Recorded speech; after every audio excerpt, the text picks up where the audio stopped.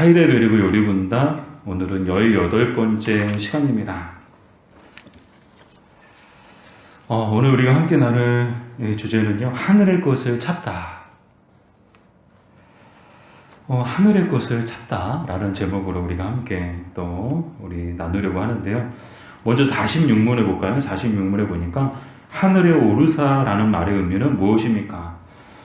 우리가 이제 전체적인 그런 내용을 보면 우리가 사도신경을 지금 하고 있죠. 그래서 예수님께서 십자가에서 죽으시고 장사 지낸 바 되셨다가 다시금 부활하셨죠. 그래서 부활하신 후에 하늘에 오르사, 바로 그 대목을 우리가 나누고 있는데, 그럼 예수님께서 하늘에 오르사, 그 말의 의미는 무엇인가? 우리 답부분을 같이 읽어볼까요? 그리스도께서는 제자들이 보는 가운데 지상으로부터 하늘로 올라가셨으며 장차 산자와 죽은 자를 심판하시기 위해 다시 오실 때까지 우리의 유익을 위해 그곳에 계시는 것입니다. 아멘. 예수님께서 부활하시고 며칠 동안 지상에 계셨을까요? 40일 동안 계셨어요. 오늘도 어떤 원사님이 그러시는 거예요. 수요예배 나가야 되는데 문답이라고 하니까 묻고 답하고 하는 거니까 물어보시면 어떡하나. 권사님, 장로님 물어보시면 어떡하나. 저도 학교 다닐 때 그런 걸 많이 당해봤거든요. 그래서 몇 번 누구 부를 때 정말 그냥 긴장이 되고요. 교회 와서까지 그런 이제 당황함과 또 긴장을 느끼시게 할 이유가 전혀 없죠. 그래서 제가 말씀드렸어요. 우리가 수요예배 때 문답을 하지만 사실상 인도자가 혼자 묻고 인도자가 혼자 답하는 시간이니까 걱정하지 마시고 여러분들은 속으로 그냥 답하시면 된다. 절대 부담 갖지 마시고요. 예수님께서는 40일 동안 지상에 계셨죠. 이 40일 동안 계시면서 어떤 일을 행하셨는가, 어떤 일을 하셨을까, 우린 궁금해요. 근데 성경에 보면 예수님의 행적을 살펴보면 이 40일 동안 예수님은 제자들과 함께 교제하셨습니다. 이 뜨거운 교제를 나누셨죠. 이 제자들과 40일 동안 교제하시고 또 무엇보다도 하나님 나라에 대해서 열심히 가르쳐 주셨습니다. 하나님의 나라가 어떤 것인지, 하나님의 나라가 왜 중요한지, 또 왜 복음을 전해야 하는지, 그런 것들에 대해서 예수님은 그 모든 시간들을 할애하셨어요. 야, 너 어떻게 지내니? 야, 너 어떻게 그럴 수 있냐? 과거를 묻지도 않으셨고요. 또 현재 상황을 묻지도 않으셨고, 예수님의 관점, 또 예수님의 관심은 오직 하나님 나라에 있었다. 그래서 열심히 하나님 나라에 대해서 말씀해 주시고, 그리고 베다니 근처 이 산에서 제자들이 모두가 다 보는 가운데 하늘에 오르사 승천하셨죠. 근데 이 하늘은 도대체 어떤 곳일까? 성경에서 말씀하는 하늘은 어떤 곳인가? 성경적으로 하늘에 오르사 했을 때 이 하늘은 우리가 보고 있는 하늘보다 높은 곳을 뜻합니다. 성경에서는 이 하늘을 뭐라고 얘기하는가 하면 셋째 하늘이다. 즉 예수님께서 올라가신 하늘에 오르사, 그 하늘은 바로 셋째 하늘이다. 그리고 성경에서 이 하늘은 하나님의 하늘, 하늘들의 하늘, 또 아버지의 집으로 그렇게 표현되어지기도 하죠. 그러니까 쉽게 정리하면 하늘에 오르사, 그 뜻은 뭔가? 한마디로 아버지의 집으로 가셨다. 그리고 아버지 보좌 우편에 앉으셨다. 그런 뜻을 갖고 있습니다. 그렇다면 그리스도께서 하늘에 올라가신 것의 유익은 무엇인가? 즉 그리스도께서 하늘에 올라가셨는데 그것이 우리에게 주는 유익은 무엇인가? 크게 두 가지가 있는데요. 먼저 요한복음 16장 7절 말씀을 같이 볼까요? 내가 떠나가는 것이 너희에게 유익이라. 내가 떠나가지 아니하면 보혜사가 너희에게로 오시지 아니할 것이요 가면 내가 그를 너희에게로 보내리니. 아멘. 예수님께서 떠나가는 것, 내가 너희를 떠나는 것이 너희에게 유익이다. 근데 제자들은 그렇게 생각하지 못했어요. 예수님이 떠나지 않으시고 계속 계시는 것이 자기들에게 좋을 줄 알았어요. 그러나 이것은 철저하게 육의 생각, 인간적인 생각이었고 예수님의 생각은 달랐습니다. 떠나는 것, 내가 너희를 떠나는 것이 너희들에게 복이다. 내가 너희를 떠나는 것이 너희에게 유익이다. 왜 그럴까요? 바로 보혜사가 오시기 때문이죠. 자, 그리스도께서 떠나셨지만, 하늘로 올라가셨지만 동시에 보혜사 성령이 우리에게 찾아오신 줄 믿습니다. 그래서 택하신 제일의 10년 가운데 들어가셔서 어떤 일을 하셨을까요? 거듭나게 하시는, 영을 거듭나게 하시는 일을 성령님이 하셨어요. 그래서 이 택하신 죄인들이 그리스도에게로 돌아오고 하나님께로 돌아오는 그런 일을 성령님께서 하신 줄 믿습니다. 이미 저와 여러분들은 그 증인들이에요. 우리도 거듭남의 체험을 가진 사람들이죠. 우리 안에 성령님이 들어오심을 통하여, 우리의 영을 거듭나게 하심을 통하여 우리가 그리스도 앞에, 하나님 앞에 굴복하게 해주신 줄 믿습니다. 그러니까 우리를 부르신 분은 성령님인 거예요. 그러니까 우리 발로 나온 게 아니고 교회를 뭐 내 발로 찾아왔다.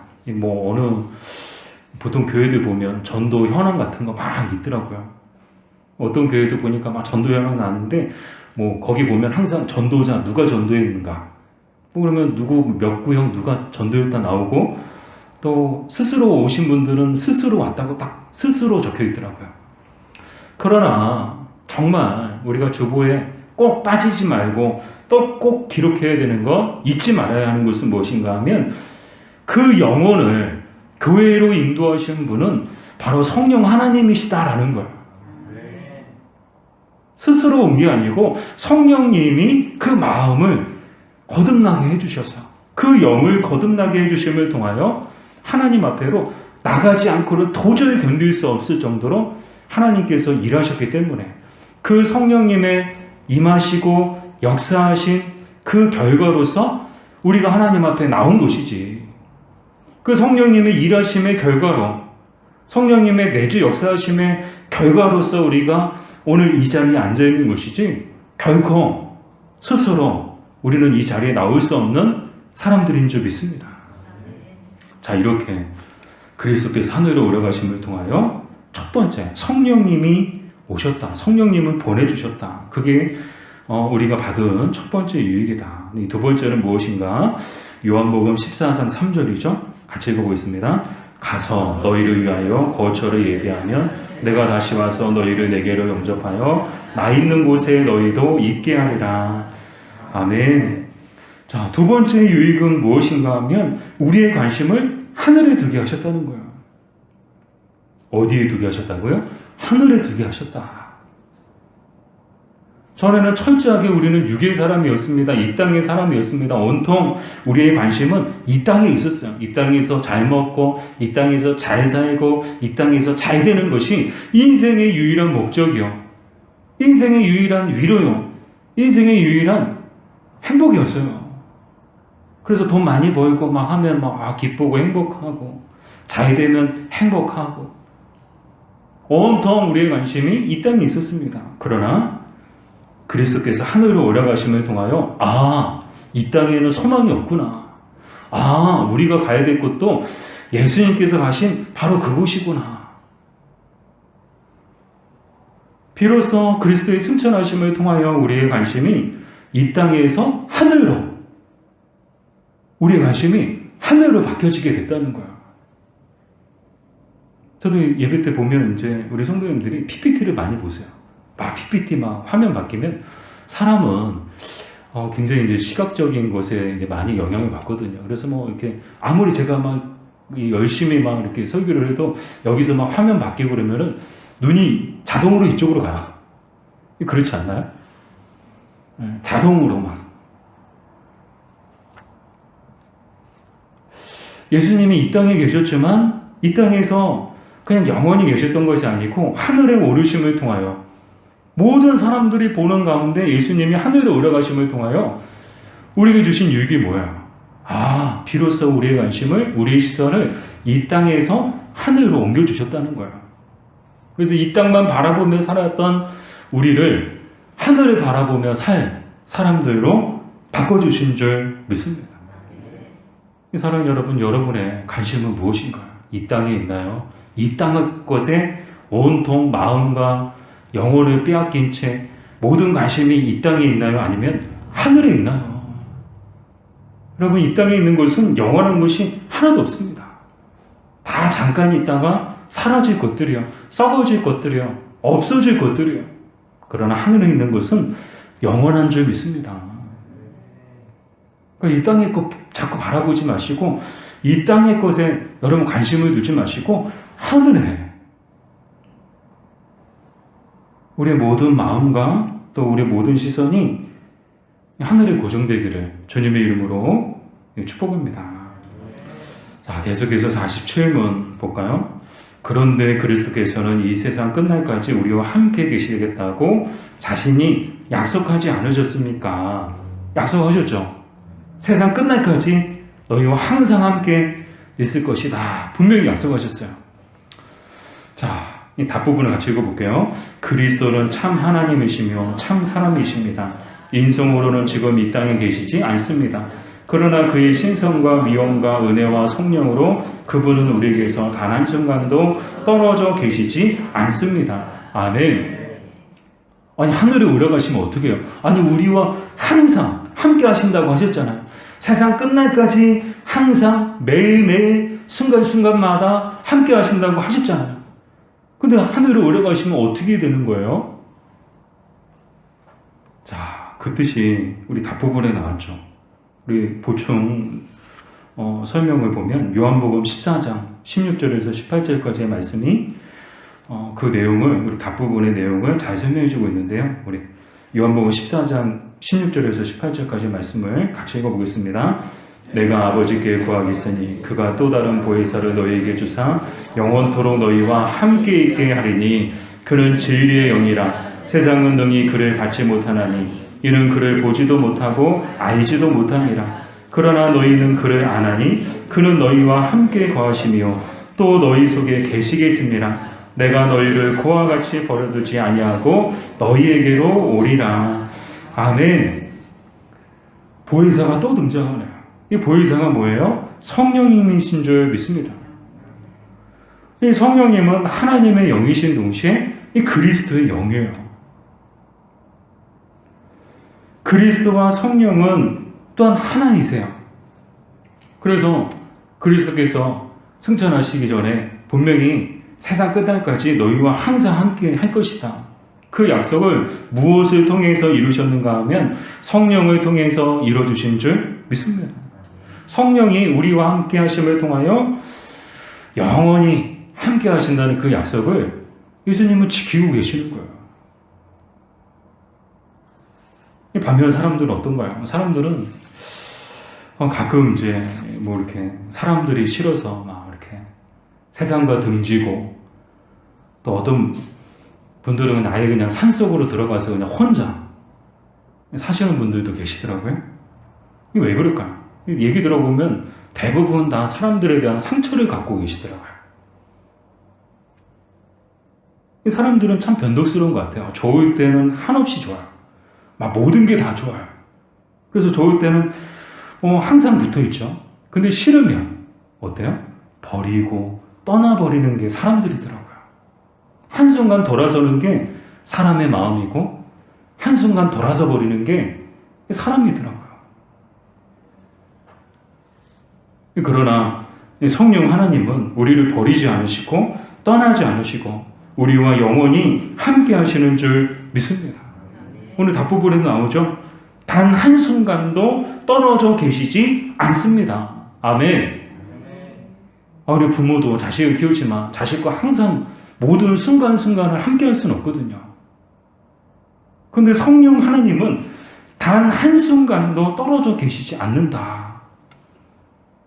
사람들은 모두 떠나도 하나님은 우리를 떠나지 않으시는 줄 믿습니다. 단 한순간도 우리를 내버려 두신 적도 없으시고 단 한순간도 우리를 떠나신 적도 없으시고 세상 끝날까지 우리의 호흡이 멈추는 그날까지 우리와 항상 함께 하시는 줄 믿습니다.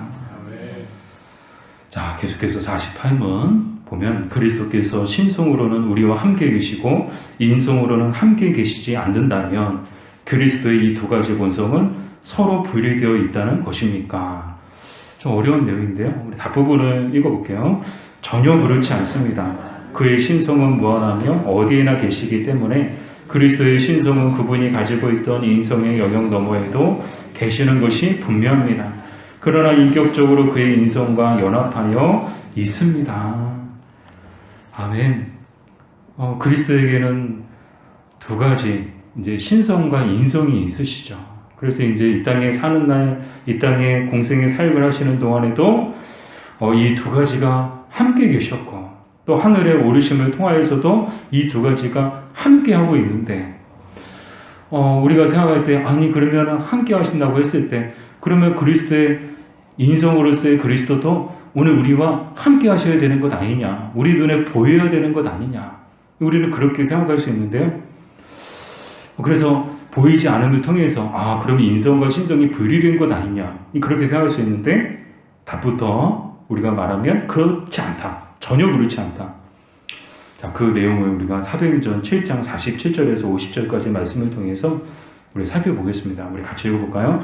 솔로몬이 그를 위하여 집을 지었느니라. 그러나 지극히 높으신 이는 손으로 지은 곳에 계시지 아니하시나니 선지자가 말한 바 주께서 이르시되 하늘은 나의 보좌요 땅은 나의 발등상이니 너희가 나를 위하여 무슨 집을 짓겠으며 나의 안식할 처소가 어디냐? 이 모든 것이 다 내 손으로 지은 것이 아니냐 함과 같으니라. 아멘. 자, 어떤 내용이 나오죠? 솔로몬이 나와요. 솔로몬이 성전을 지었어요. 근데 이것은 아버지의 꿈이었죠. 이 다윗이 성전을 짓고 싶었어요. 그러나 하나님이 허락하지 않으심을 통해서 짓지 못하고 대신에 그의 아들 솔로몬이 아주 아름답고 또 웅장한 이 성전을 지었죠. 근데 중요한 게 뭐예요? 하나님은 그곳에 계시지 않는다라는 거예요. 이 말은 무슨 말인가요? 이 하나님은 인간이 만들어 놓은 성전 속에 갇혀 계시는 분이 아니시다는 거예요. 즉 하나님은 물리적인 시간과 어떤 공간 가운데 제한을 받으시는 그런 분이 아니시다. 예레미야 선지자가 말했던 것처럼 하나님은 천지에 충만하신 분이십니다. 그러니까 저 무소부재하신 하나님이시다. 이게 우리가 교회를 지어놓지만 그 교회 안에 하나님이 갇혀 계시느냐? 그렇지 않다는 거예요. 하나님은 우리 집에도 계시고 우리 직장에도 계시고 우리가 모인 이곳에도 계시고 우리가 걸어가는 모든 곳에 하나님이 함께 하시는 줄 믿습니다. 왜요? 이 우주 모든 만물이 하나님의 만드신 창조물이거든요. 우리는 시간과 공간의 제한을 받아요. 우리가 몸이 하나죠. 우리가 이 시간에 있을 수 있는 곳은 여기밖에 없어요. 다른 곳에 동시에 존재할 수가 없어요. 그러나 하나님은 그렇지 않다는 거예요. 이 시간에도 수요예배로 예배하는 모든 교회 하나님이 함께하고 계시는 줄 믿습니다. 영상으로 보시는 분들도 계세요.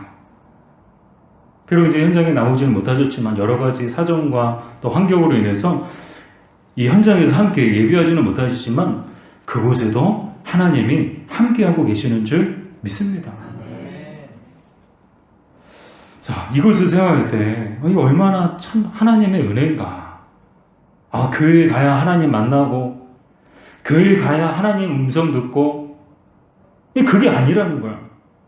그렇다고 교회가 필요 없다는 말씀은 아니에요. 우리가 모일 수 있는 공간 또 그래서 함께 예배할 수 있는 공간은 정말 소중한 공간이에요. 그게 필요하지 않다는 말씀이 아니에요. 우리의 삶 속에 하나님이 늘 함께 하신다는 말씀이죠. 다윗이 고백하기를 내가 사망의 음침한 골짜기로 다닐지라도 해를 두려워하지 않을 것은 주께서 나와 함께 하심이라. 아멘. 우리가 사망의 음침한 골짜기를 다닐지라도 주님이 함께 하신다는 거예요. 그곳에도 주님이 계시다는 거예요. 우리 인생의 어두운 밤을 보낼 때가 있죠. 정말 인생의 사망의 음침한 골짜기를 지날 때도 있어요. 혼자인 것 같아요. 하나님이 나를 버리시고 하나님이 떠나시고 하나님이 안 계신 것처럼 느껴져요. 그러나 그곳에도 하나님은 계시다는 것을 잊지 않는 저와 여러분 되시기를 주님의 이름으로 축복합니다. 하나님이 어느 순간 어떤 상황 가운데서도 어느 곳에서도 우리와 함께 하신다. 이것을 믿는 것이 믿음인 줄 믿습니다. 너희 이 믿음 가지고 사는 저와 여러분들 되었으면 좋겠습니다. 자, 마지막으로 49문. 그리스도의 승천은 우리에게 어떠한 유익을 줍니까? 우리 답부분을 같이 읽어볼게요. 첫째, 그는 하늘에서 아버지의 면전에서 우리의 중보자가 되시며, 둘째, 우리의 육신이 하늘에 거할 확실한 보증이 되십니다. 그는 우리의 머리로서 우리를 그리스도의 지체로 자신에게 취할 것입니다. 셋째, 자신의 성령을 우리에게 보내셔서 우리로 하여금 성령의 능력으로 이 땅의 것이 아니라 그리스도께서 아버지의 보좌 우편에 앉으신 하늘의 것을 간절하게 찾게 하십니다. 아멘. 자, 그리스도의 승천이 우리에게 어떤 유익을 주는가? 세 가지를 준다는 거예요. 첫 번째는 뭔가 하면 우리의 중보자가 되신다. 요한복음 14장 13절 말씀이죠. 같이 읽어보겠습니다. 너희가 내 이름으로 무엇을 구하든지 내가 행하리니 이는 아버지로 하여금 아들로 말미암아 영광을 받으시게 하려 함이라. 아멘. 예수님은 우리 유일한 중보자이신 줄 믿습니다. 예수님이 가장 하신 사역의 특징이 뭔가? 예수님이 하신 사역을 한마디로 우리 표현한다면 바로 중보예요. 중보가 뭐예요? 다리를 놓는 거거든요. 죄인된 인간들은 하나님 앞에 나아갈 수 없는데, 그 무엇으로도 나아갈 수 없는데, 오직 예수님께서 친히 자신을 십자가에 내어주심을 통해서 우리가 하나님께로 갈 수 있는 다리를 놓아주신 거예요. 그게 바로 중보거든요. 예수님은 지상에 계실 때에도 늘 우리를 위하여서 기도하셨지만, 지금 하늘에 계신 중에도 우리를 위하여서 늘 기도하고 계시는 줄 믿습니다. 또한 예수님이 승천하심을 통하여서, 또 예수님이 우리의 중보자가 되어주심을 통해서 우리의 가장 큰 유익은 우리의 모든 기도가 아버지께 드리게 해주셨다는 거예요. 자, 이 말이 무슨 말인가 하면요, 우리가 그리스도의 이름으로 올리는 모든 기도는 단 하나도 땅에 떨어지지 않고 고스란히 아버지 앞으로 상달이 된다는 거예요. 이게 얼마나 큰 은혜인가? 이게 얼마나 큰 특권인가? 사랑 여러분, 기도하는 사람들이 이 기도가 얼마나 대단한 것인가를 알면요, 기도를 안 할 수가 없는 거예요. 기도를 하는 것과 하지 않는 것의 차이는 정말 큽니다. 기도하지 않으면 아무런 일도 일어나지 않아요. 그러나 기도하면 기적이 일어나는 줄 믿습니다. 기도하지 않으면 사람이 일해요. 그러나 기도하면 하나님이 일하시는 줄 믿습니다. 사람이 일하는 게 낫겠어요? 하나님이 일하시는 게 낫겠어요? 그래서 교회의 모든 사역은 늘 기도로 시작되어야 한다. 그게 제 신념이에요. 봉사하고 전도하고 선교고, 가장 먼저는 기도 먼저 하고, 기도로 구하고, 하나님의 도우심을 구하고, 하나님의 지혜를 구하고, 성령의 능력을 구하고, 또한 그 사역을 통해서 열매 맺게 해주신 하나님을 기대하면서 기도해야 된다는 거예요. 자, 이런 은혜가 바로 그리스도의 승천하심을 통해서 우리에게 임했다라는 것이에요. 두 번째는 우리의 확실한 보증이 되어주셨다. 요한복음 17장 24절 같이 읽어볼까요? 아버지여, 내게 주신 자도 나 있는 곳에 나와 함께 있어 아버지께서 창세전부터 나를 사랑하심으로 내게 주신 나의 영광을 그들로 보게 하시기를 원하옵나이다. 아멘. 자, 그리스도께서 승천하심을 통해서 무엇을 보여주셨는가? 확실한 보증을 우리에게 보여주셨다는 거예요. 그리스도께서 승천하심을 통하여, 그리스도께서 하늘로 올라가심을 통하여 우리도 하늘로 올라간다는 그런 믿음의 확신을 우리에게 심어주셨다는 거예요. 그리스도께서 부활하심을 통하여 잠자는 자들의 첫 열매가 되셨던 것처럼, 그리스도께서 부활하심을 통하여 우리도 부활한다는 확신을 갖게 된 것, 부활 신앙에 대한 확신을 갖게 된 것처럼, 그리스도께서 하늘에 오르심을 통하여 우리도 그리스도가 계신 그 하늘로 올라간다는 확실한 보증이 되어주신 줄 믿습니다. 마지막으로 우리로 하늘의 것을 찾게 하셨다. 마태복음 11장 12절 말씀 우리 같이 읽어볼까요? 세례 요한의 때부터 지금까지 천국은 침노를 당하나니 침노하는 자는 빼앗느니라. 아멘. 천국은 침노하는 자들의 것이다. 이 말의 뜻이 뭘까요? 그러면 천국이 이제 어떤 강력한 힘을 가진 사람들에 의해서 강탈당한다는 그런 뜻인가? 그렇지 않습니다. 이 마태복음 강의를 통해서도 제가 이 말씀을 드렸었는데요. 이 천국은 침노하는 자들의 것이다. 이 말은 무슨 말인가 하면 천국은 그 천국을 열망하고 갈망하는 자들의 것이다 라는 그런 뜻이다 라고 이제 말씀을 드렸습니다. 즉 천국은 누가 들어가느냐? 천국 들어가기를 갈망하고 정말 천국을 사모하고 그런 사람들이 천국에 들어간다는 거예요. 천국만 그럴까요? 은혜도 그렇지 않을까요? 은혜도 사모하는 자들의 것인 줄 믿습니다. 은사도 사모하는 자들의 것인 줄 믿습니다. 하늘의 것도 사모하는 자들의 것인 줄 믿습니다. 왜요? 하나님은요 정확하시거든요. 구하는 자에게 주세요. 찾는 자에게 주세요. 두드리는 사람에게 열어주세요. 구하지도 찾지도 두드리지 않으면요 하늘의 것을 우리가 얻을 수가 없는 거예요. 천국도 마찬가지다라는 것이죠.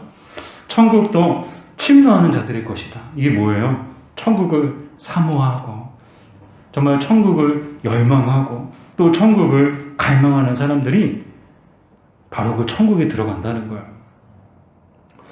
사랑하는 여러분, 이 바라기는 저 여러분의 마음이 늘 하늘을 향했으면 좋겠습니다. 그래서 그 하늘에 신령한 것들을 늘 간절히 찾는 저 여러분들 되었으면 좋겠습니다. 자꾸만 이 땅의 것 찾지 말고 믿는다고 하면서 늘 이 땅의 것 구하고 늘 이 땅의 것 찾고 살아가는 사람들이 참 많습니다. 그러나 앞에서도 말씀을 드렸던 것처럼 이 땅의 것들은 다 썩어질 것들. 그리고 더 중요한 것은 하늘에 갈 때 하나도 가지고 갈 수 없다는 거야. 인간의 죽음을 우리는 보잖아요. 아무리 대기업 회장이고 아무리 유명한 사람이고 아무리 많은 권력을 가지고 있어도 죽을 때 그 어느 것 하나 100원짜리 동전 하나 가지고 가는 거 보신 적이 있으세요? 없으세요? 저는 못 봤어요. 못 봤어요. 아무리 돈이 많아도 아무리 통장에 돈이 많고 부동산이 많고 아무리 힘이 많아도 죽을 때는요 다 놓고 그 어느 것 하나 가지고 가는 사람 보지 못했습니다. 무엇을 말해주는 것일까요? 이 땅은 영원한 것은 아무것도 없다는 것을 우리에게 가르쳐주고 있죠. 그래서 예수님이 승천하심을 통해서 우리의 시선이 이 땅에서 하늘로 옮겨진 것처럼 우리는 이 땅에 사는 날 동안에 늘 하늘의 소망을 품고 하늘의 것을 구하며 살아야 하는 줄 믿습니다. 그렇다고 이 땅을 이제 등지고 살라는 말씀은 전혀 아니에요. 이 땅에 사는 날 동안에는 열심히 일해야죠. 그냥 하늘만 바라보면 하늘에서 뭐가 오겠어요? 하나님께서 정말 원하시는 모습은 이 땅에 사는 날 동안에 이 땅에서 우리가 해야 될 일들은 열심히 하되 늘 우리의 마음과 늘 우리의 시선은 하늘을 향할 때 하나님은 이 땅의 것으로도 이 땅에서 땀 흘리고 수고한 대로 그 땀 흘리고 수고한 것을 거두게 하시는 동시에 우리가 하늘을 바라보며 살아갈 때 하늘의 신령한 것들을 반드시 우리에게 주실 줄 믿습니다.